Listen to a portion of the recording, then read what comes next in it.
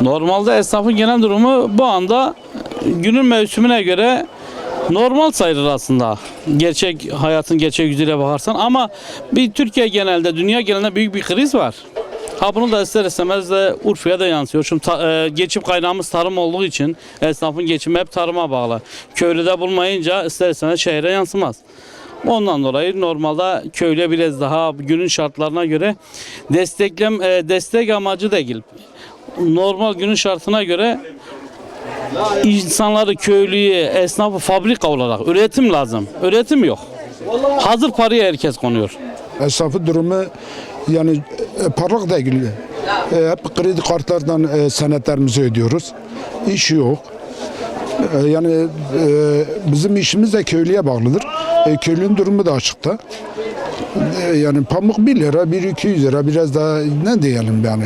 Sürekli işçiden bahsediyor. İşçi zaten maaşını alıyor, yani belli hep. İşsizden bahsetmiyor.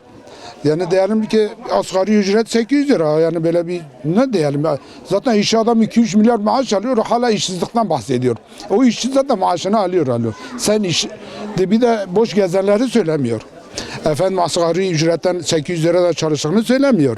Değil mi? Gündeme bazen televizyonu seyrediyorum. Adam işçinin durumunu söylüyor. Zaten memur maaşını daha almış, daha neydi? Onun sıkıntısı yok ki. Esnafın en büyük sorunu şu anda piyasada büyük bir işsizlik ve durgunluk var. Peki bu işsizliğin nedenlerini söyleyebilir misiniz? Vallahi işsizliğin nedenleri milletin herhalde gelir dağılımındaki bozukluktan oluyor herhalde. Millet borçlu. Bütün yani genelde işte bu kredi kartları falan herhalde milletin parasını bağlamış. Yani piyasada dönüş yok, yani dönmediği için sıkıntı meydana geliyor, durgunluk meydana geliyor. Mesela girdi maliyetlerinde teşvikler, enerji maliyetlerindeki teşvikler, indirimler, ondan sonra çok millete mesela doğrudan şeyler var.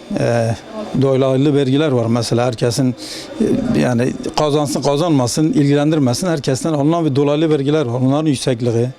Ondan sonra bu konuda milleti sıkıştırdığı için millet yani borçlu sürekli geleceğinden harcadığı için şu anda sıkışık bir piyasa var yani.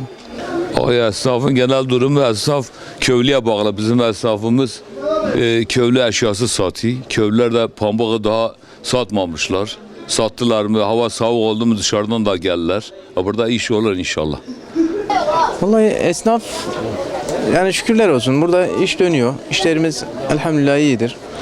Yani ufak tefek tabii sıkıntılar oluyor. Belediye ile ilgili bazı sıkıntılarımız oluyor. Devamlı bu caddelerde arabalar olsun, şeyler olsun. Bu yolu kapatan şeyler var.